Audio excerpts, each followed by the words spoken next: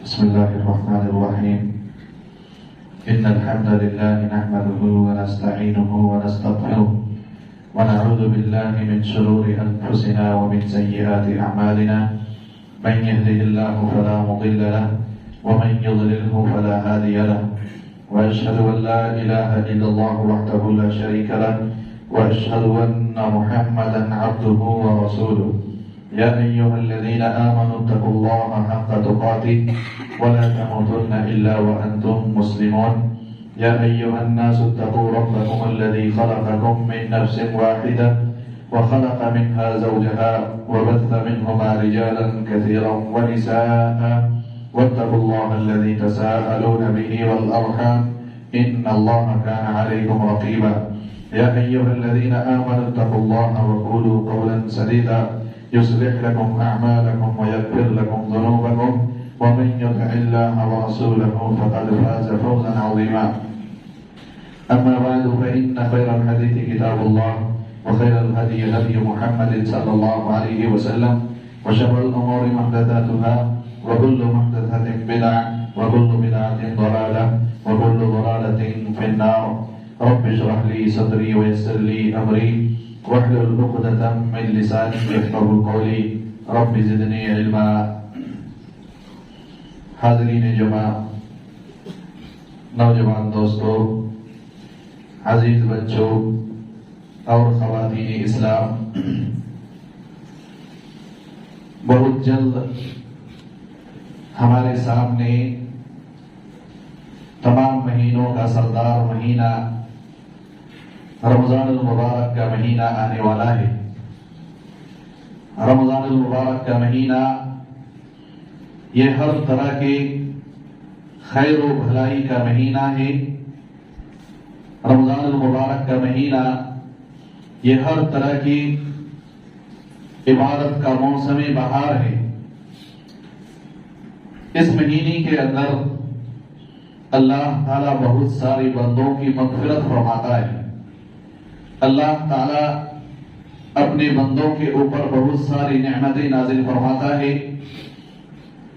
اس مہینے کے اندر اللہ تعالیٰ نے بہت ساری برکتیں رکھی ہیں، بہت ساری خیر اللہ تعالیٰ نے اس مہینے میں رکھے ہیں. لیکن سوال یہ ہے کہ اس مہینے کا ہم استقبال کیسے کریں؟ یہ جو مہمان سال کا ہمارے سامنے بہت جلد آنے والا ہے، اس مہمان کا خاطر اور تواضع، ادب، احترام، اس کا استقبال ہمیں کیسے کرنا چاہیے، اس سے متعلق چند چیزیں آج کی خطبہ جمعہ میں انشاءاللہ پیش کرنے کی کوشش کریں گے. رمضان المبارک کے استقبال سے متعلق یہ رمضان کے مہینہ شروع ہونے سے پہلے ہم تمام لوگوں کو ایک چیز کا احساس ہونا چاہیے کہ وہ مہینہ تمام مہینوں میں سب سے بہتر اور افضل ترین مہینہ ہے. یہ سب سے عظیم ترین مہینہ ہے تمام مہینوں میں، تمام مہینوں کا یہ سردار ہے. اور اس چیز کا احساس، اس کی عظمت کا احساس ہمارے دل اور دماغ میں ہونا چاہیے.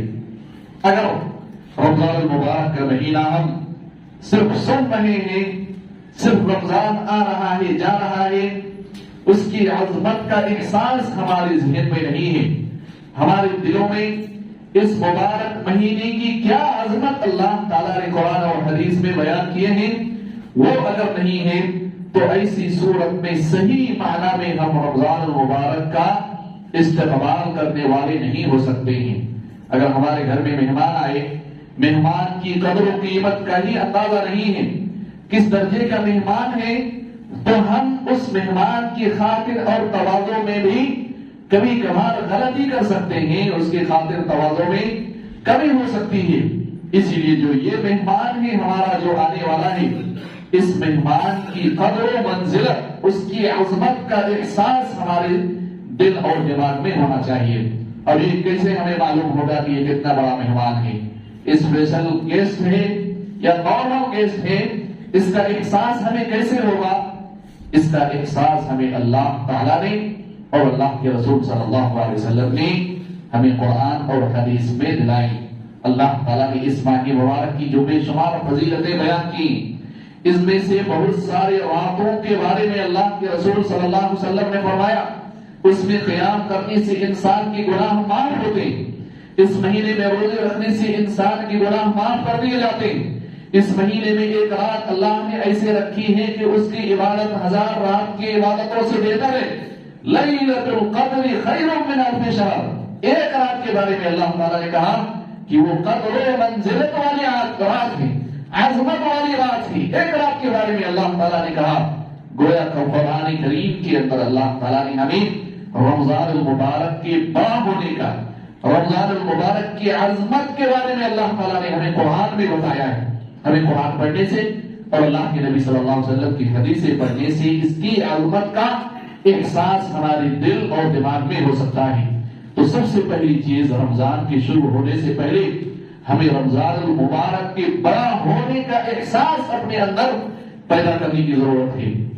دوسری چیز اس ماہ مبارک کی شروع ہونے سے پہلے جو ہم سب کو کرنا چاہیے وہ یہ ہے کہ ہمیں رمضان المبارک کا مہینہ پال لینا اور اس مبارک مہینے کا ہماری زندگی میں آنا یہ اللہ تعالیٰ کی بہت بڑی نعمت ہے، بہت بڑی غنیمت کی بات کہ اللہ تعالیٰ کسی انسان کو رمضان المبارک کا مہینہ نصیب فرمائے۔ یہ سب سے بڑی عظمت کی بات ہے، نعمت ہے اللہ تعالیٰ کی جانب سے۔ اس نعمت کا احساس بھی ہونا چاہیے۔ ہم میں سے بہت سارے ایسے لوگ جو اس مبارک مہینے کو پانے والے ہیں، اللہ تعالیٰ سب کو اس مبارک مہینے میں زیادہ سے زیادہ عبادتوں کی توفیق عطا فرمائیں۔ بہت سارے ہمارے مسلمان بھائی ایسے ہیں، بہت سارے ہمارے بزرگ ایسے ہیں، بہت سارے والدین ایسے ہیں، بہت سارے اولاد ایسی ہیں، بہت سارے مائیں بہنیں ایسی ہیں جن کو یہ مبارک مہینہ اب کبھی بھی زندگی میں نصیب ہونے والا نہیں ہے۔ اللہ تعالیٰ نے ان کو یہ موقع سے محروم کر دیا ہے۔ اس چیز کا احساس ہمیں ہونا چاہیے۔ پچھلے سال جو بہت سارے لوگوں نے رمضان پایا تھا، اس رمضان کے آنے سے پہلے اور اس دنیا سے رخصت ہو گئی ہے، ان کا انتقال ہو گیا ہے۔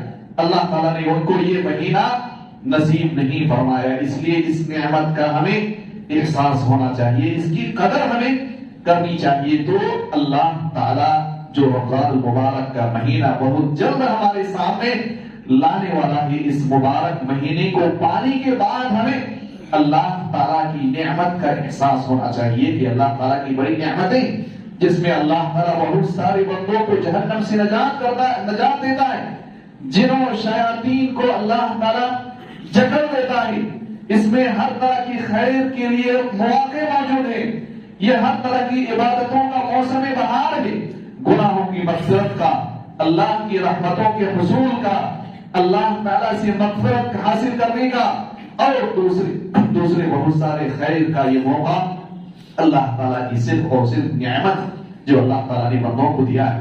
اس نعمت کا احساس ہمیں اس بات سے بھی کرنا چاہیے کہ اللہ تعالیٰ نے رمضان المبارک کی 3 بڑے بڑے اعمال کے بارے میں ہر ایک عمل کے ساتھ اللہ کے رسول صلی اللہ علیہ وسلم نے کہا اس سے انسان کا گناہ معاف ہوتا ہے، اس سے انسان کا گناہ معاف ہوتا ہے، اس سے انسان کا گناہ معاف ہوتا ہے۔ جو روزہ رکھے اس کا بھی گناہ معاف، جو قیام اللیل کا اہتمام کرے اس کا بھی گناہ معاف، جو قیام اللیل لیلۃ القدر کا اہتمام کرے اس کا بھی گناہ معاف۔ 3 بڑی بڑی عبادتوں کے ساتھ اللہ تعالیٰ نے گناہوں کی معافی کا ذکر کیا ہے۔ اس سے اندازہ لگا سکتے ہیں کہ یہ اللہ تعالیٰ کی کتنی بڑی نعمت ہے۔ اللہ تعالیٰ نے جو اپنے بندوں کو ایک نہیں دوسرا موقع، دوسرا نہیں تیسرا موقع، تیسرا نہیں چوتھا موقع کسی بھی طرح انسان اپنے گناہوں کو معاف کرا لے، یہ اللہ تعالیٰ کی نعمت ہی ہو سکتی ہے۔ اس کے بعد جب اللہ تعالیٰ کی اتنی بڑی نعمت ہے تو اس رمضان کے پانے کے ساتھ ساتھ ہمیں اللہ تعالیٰ کا شکر گزار بندہ بھی بننا چاہیے، اللہ تعالیٰ کا شکریہ ادا کرنا چاہیے، اور اللہ تعالیٰ کا شکر ادا کرنا بھی یہ اللہ تعالیٰ کی عبادت ہے، اللہ تعالیٰ کی عبادت کے اندر شامل ہے۔ اس لیے ہمیں اللہ تعالیٰ کا یہ مبارک مہینہ پانے کے بعد اللہ تعالیٰ کا شکر بجا لانا چاہیے۔ شکریہ کا مطلب یہ ہے کہ ہم اس ماہ مبارک کو صحیح سے استعمال کریں، یہ اللہ تعالیٰ کا شکر ہے۔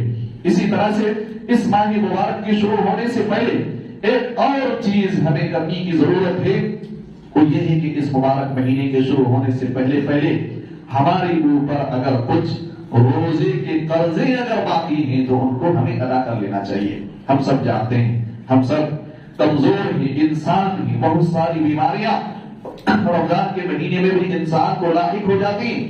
بہت سارے لوگوں کو سفر میں نکلنا پڑتا ہے، بہت سارے لوگوں کو بیماریوں کی وجہ سے، دوسری پریشانیوں کی وجہ سے روزہ توڑنا پڑتا ہے. اگر کسی کے ساتھ ایسا معاملہ ہے تو اس رمضان کے شروع ہونے سے پہلے جو کچھ ایام باقی رہ گئے ہیں اس میں ہمیں روزوں کی قضا کر لینا چاہیے. کیونکہ بہت سارے علماء کرام کے نزدیک ایک رمضان کا روزہ دوسرے رمضان شروع ہونے سے پہلے ادا کر لینا ضروری ہے. اس لیے ضرورت ہے کہ جو رمضان کے روزے ہمارے اوپر رہ گئے ہیں ان کو ہمیں ادا کر لینا چاہیے، قضا کر لینا چاہیے. اس کے بعد ہم سب جانتے ہیں کہ رمضان المبارک کا مہینہ عبادتوں کا مہینہ ہے. اس میں ہم اللہ تعالیٰ کے لیے روزے رکھتے ہیں، قیام اللیل کا اہتمام کرتے ہیں، قرآن مجید کی تلاوت کرتے ہیں، اللہ کے راستے میں خرچ کرنے کی کوشش کرتے ہیں، ذکر و اذکار کرتے ہیں، دعائیں کرتے ہیں، دوسری اور بہت ساری عبادتوں کو انجام دینے کی ہم کوشش کرتے ہیں. لیکن ایک چیز کا ہمیں اور احساس ہونا چاہیے کہ یہ عبادتیں صرف کرنا کافی نہیں.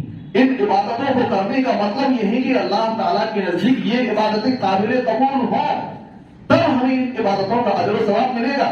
اگر ہم نمازیں پڑھ رہے ہیں، روزے رکھ رہے ہیں، قیام اللیل کا اہتمام کر رہے ہیں، قرآن مجید کی تلاوت کرتے ہیں، تراویح پڑھتے ہیں، دعائیں، ذکر و اذکار سب کچھ کر رہے ہیں، ساری عبادتیں انجام دے رہے ہیں، لیکن اللہ تعالیٰ کے یہاں اگر وہ عبادتیں قابل قبول نہیں ہیں تو ان عبادتوں کا کوئی فائدہ نہیں ہے. اس لیے ضرورت ہے کہ عبادتیں اللہ تعالیٰ کے پاس کیسے قابل قبول ہوں گی، وہ کون سی چیز ہے جن کو ہمیں اپنانا چاہیے تاکہ ہماری محنتیں برباد نہ جائیں، ان کو ہمیں اپنی زندگی میں شامل کرنا چاہیے. اور یہ رمضان سے پہلے ہمیں کرنا چاہیے تاکہ ہمارا کوئی بھی روزہ برباد نہ جائے، کوئی بھی تراویح برباد نہ جائے، کوئی بھی افطاری، کوئی بھی سحری ہماری برباد نہ جائے.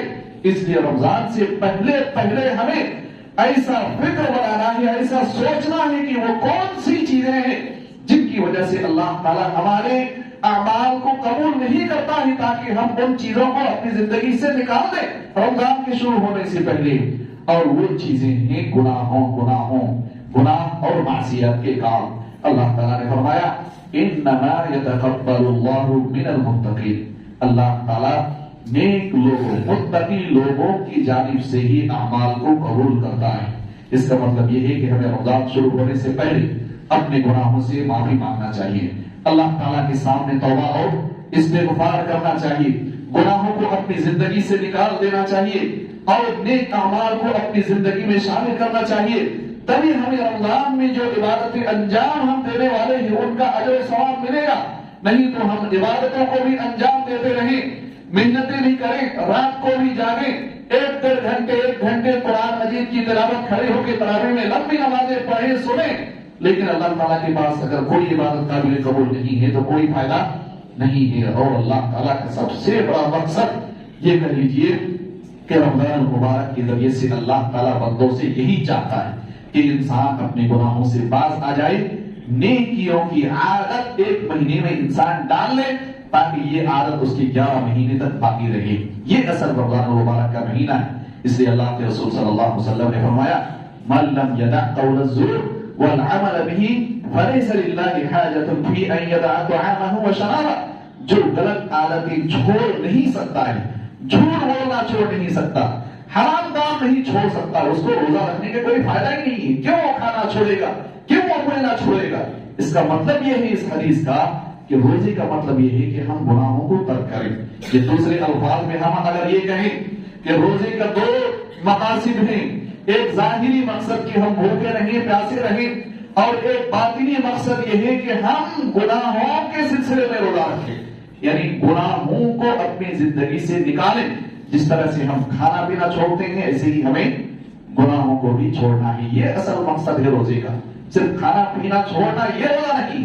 روزہ اصل یہ ہے کہ آپ کی زندگی میں، ہماری زندگی میں جو برائیاں ہیں، جو بدعمالیاں ہیں، جو گناہوں کے کام ہیں، ان کو ہم اپنی زندگی سے نکال دیں. یہ اصل مقصد ہے.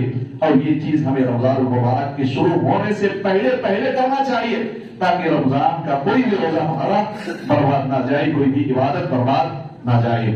اسی طرح سے اس رمضان المبارک سے زیادہ فائدہ اٹھانے کے لیے ایک چیز اور ضروری ہے کہ ہم رمضان المبارک کے فضیلتوں کو جانیں، اس کے فضائل کو جانیں، روزے کے فضائل کو جانیں، قیام اللیل، تہجد اور تراویح کی فضیلتوں کو جانیں، افطار اور اسی طرح سے سحری کی فضیلتوں کو جانیں۔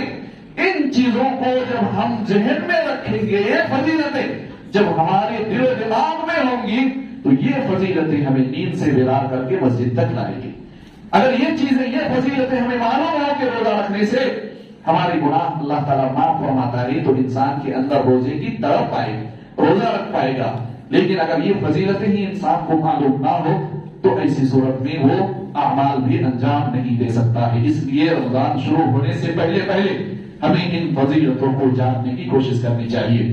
اسی طرح سے رمضان مبارک کے شروع ہونے سے پہلے رمضان کا صحیح معنی میں استقبال کرنے کے لیے ایک اور اہم چیز ہمیں کرنا چاہیے، وہ یہ ہے کہ رمضان کے شروع ہونے سے پہلے رمضان المبارک اور اس میں موجود عبادتوں سے متعلق جو احکام و مسائل ہیں ان کو ہمیں جاننے کی ضرورت ہے۔ کن چیزوں سے روزہ ٹوٹ جاتا ہے، کن چیزوں سے روزہ کمزور پڑ جاتا ہے، کن چیزوں سے روزہ نہیں ٹوٹتا، ان سارے احکام و مسائل کو ہمیں رمضان سے پہلے جاننا چاہیے۔ کیا پتا کہ ہم ایک ایسی غلطی کر رہے ہیں جس کی وجہ سے انسان کا روزہ ٹوٹ جاتا ہے اور ہم 15 دن 20 دن روزہ رکھ رہے ہیں اور پہلی رات میں جا کے معلوم ہو کہ اس چیز سے روزہ ٹوٹ جاتا ہے تو 20 دن کے روزے کا کیا ہوگا؟ اس لیے ضرورت ہے کہ رمضان سے پہلے روزے اور اس میں موجود جو عبادتیں ہیں ان عبادتوں کے احکام و مسائل کو ہم جانیں تاکہ ہمارا کوئی بھی روزہ برباد نہ جائے، کوئی بھی عبادت ہماری برباد نہ ہو۔ اسی طرح سے رمضان المبارک کے شروع ہونے سے پہلے ایک اور اہم چیز جس کا ہمیں بہت زیادہ اہتمام کرنا چاہیے، خصوصی طور پر اس مہینے میں اور زندگی کے ہر موقع سے ہمیں ایسے کاہل، سست اور ناکارہ دوستوں سے دور ہونے کی ضرورت ہے جو ہمیشہ ہمیں غلط فہمی میں مبتلا رکھتے ہیں، جو سست، کاہل اور عبادتوں سے دور، نماز سے دور، روزوں سے دور، جن کو نہ دین سے مطلب ہے، نہ نماز سے مطلب ہے اور نہ ہی کسی چیز سے مطلب ہے، صرف سونے، کھانے، پینے، گھومنے، ایسے دوستوں سے ہمیں رمضان مبارک سے پہلے ہی کنارہ اختیار کر لینا چاہیے، کیونکہ غلط صحبت ہمیشہ انسان کو غلطی پر لے کر جاتا ہے۔ اس لیے ہمیں ایسے جاگنے والے، ایسے پھرتیلے، ایسے دوستوں کا انتخاب کرنا چاہیے جو پنج وقتہ نماز کا اہتمام کرے۔ ایسے دوست اختیار کرنا چاہیے کہ آپ کے اندر کوئی سستی بھی آئے آپ کو کھینچ کے وہ مسجد تک لے کر آئے۔ ایسے دوست کو اختیار کرنا چاہیے کہ جب روزہ رکھنے کے سلسلے میں آپ کے اندر کوئی کوتاہی پیدا ہو، آپ کا دوست آپ کو مجبور کرے روزہ رکھنے کے لیے، قیام اللیل میں آنے کے لیے آپ کے اندر سستی پیدا ہو، ایک ایسا دوست آپ کا پھرتیلا اور ایکٹیو ہونا چاہیے کہ آپ کو کھینچ کے مسجد تک لے کر آئے۔ ایسے دوست کا انتخاب کرنا خصوصی طور پر رمضان میں اور زندگی کے ہر موقع سے بہت ضروری، کیونکہ اچھے دوست کی وجہ سے ایک کمزور انسان بھی زندگی میں بہت کامیابی حاصل کر لیتا ہے، لیکن دنیا کا ایک بہترین شخص، ہر اعتبار سے ذہین، ہر اعتبار سے کمپلیٹ آدمی، اگر ان کو 2-4 غلط صحبت مل جاتی ہے، غلط دوست مل جاتے ہیں تو وہ انسان ناکام ہو جاتا ہے۔ ابو طالب کا واقعہ ہم سب جانتے ہیں، اللہ کے رسول صلی اللہ علیہ وسلم کی چچا غلط صحبت کی وجہ سے آخری وقت میں جب اللہ کے رسول صلی اللہ علیہ وسلم نے ان کو دعوت دی کہ اب تو لا الہ الا اللہ کہہ لو، میں اللہ تعالیٰ سے گزارش کر کے میں تمہیں جہنم سے بچا کے جنت میں داخل کرنے کی کوشش کروں گا، تو ابو طالب نے اپنی نگاہیں اٹھا کے دیکھا، وہاں پہ ابو جہل اور کفار کے بڑے بڑے سرگنا موجود تھے، ان کے دوست، ابو طالب کے غلط دوست سب وہاں پہ موجود تھے۔ ان کی طرف نگاہ اٹھا کر دیکھا اور غلط دوستوں نے ان کو یہ آخری کہا کہ آپ زندگی بھر ہمارے ساتھ رہے اور آخری وقت میں ہمارا ساتھ چھوڑ کر محمد کے ساتھ جانے والے ہیں۔ پھر انہوں نے کہا کہ میں کفر ہی کی حالت میں مرتا ہوں اور اسی حالت میں اس کی موت ہوئی۔ یہ غلط صحبت کا اثر ہے، اس لیے ہمیں زندگی کے ہر معاملے میں اچھے دوست کا انتخاب کرنا چاہیے اور اس مہینے سے ہمیں شروعات کرنا چاہیے کہ ایسے دوست کے ساتھ اٹھے بیٹھے، ایسے دوستوں کو اختیار کریں جو نمازوں کا اہتمام کریں، روزوں کا اہتمام کریں اور اسی طرح سے دوسری عبادتوں کا اہتمام کریں. اسی طرح سے رمضان المبارک کے شروع ہونے سے پہلے ایک اور چیز جس کی طرف رہنمائی کرنا بہت مناسب ہے وہ یہ ہے کہ رمضان شروع ہونے سے پہلے اگر کچھ ایسے اعمال ہیں جن کو ہم رمضان سے پہلے کے انجام دے سکتے ہیں ان کو ہمیں رمضان سے پہلے ہی ختم کر لینا چاہیے.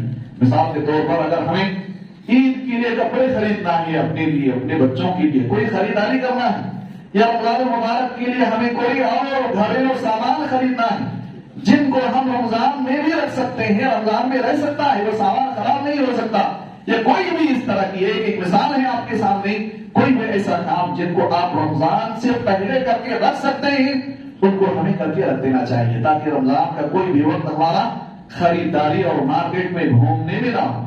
ایسا نہ ہو کہ اللہ تعالیٰ آسمانی دنیا کی طرف آئے اور اعلان کرے کہ کس کو مغفرت چاہیے، کس کی گناہوں کی معافی چاہیے، لیلۃ القدر کی رات چل رہی ہو، ایک رات کی عبادت 1000 رات سے بہتر ہو، اور ہم مارکیٹ میں کپڑا خریدنے کے لیے جائیں، بچوں کے لیے اپنے لیے شاپنگ کرنے جائیں، تو یہ ضروری اور مناسب نہیں ہے. یہ چیز ہم رمضان سے پہلے بھی کر کے رکھ سکتے ہیں. اس لیے یہ پلاننگ ہمیں کرنا چاہیے کہ ایسے ضروری کام جن کو ہمیں رمضان میں کرنا ہوتا ہے اگر وہ ممکن ہو کہ ہم رمضان سے پہلے کر کے رکھ سکتے ہیں تو ایسے کام کو ہمیں رمضان سے پہلے ہی کر لینا چاہیے. اسی طرح سے ایک اور اہم چیز جس کی طرف رمضان سے پہلے اشارہ کرنا بہت مناسب ہے وہ یہ ہے کہ رمضان المبارک کے اندر جو نیک اعمال کی لسٹ ہے وہ ہمیں تیار کر لینا چاہیے. رمضان میں کیا کرنا ہے، کون سا نیک عمل کرنا چاہیے، کون سا نیک عمل ہمیں بعد میں کرنا چاہیے، اس کی لسٹ ہمیں مکمل طور پر تیار رکھنا چاہیے. اور ہم سب جانتے ہیں رمضان مبارک میں اللہ تعالیٰ نے بہت ساری نیکیاں، بہت ساری عبادتیں رکھی ہیں. جو چند عبادتیں ہم جانتے ہیں، نماز ہے، روزہ ہے، حج ہے، زکات، اس کے علاوہ نماز کے علاوہ روزے کے علاوہ بھی بہت ساری عبادتیں اس مہینے کے اندر انجام دینے والی. اس لیے ہمیں ان تمام عبادتوں کی ایک لسٹ تیار کر کے اس کا ایک روٹین کے حساب سے ہمیں اس رمضان کا استقبال کرنا چاہیے تاکہ ہمارا رمضان صحیح انداز میں گزرے.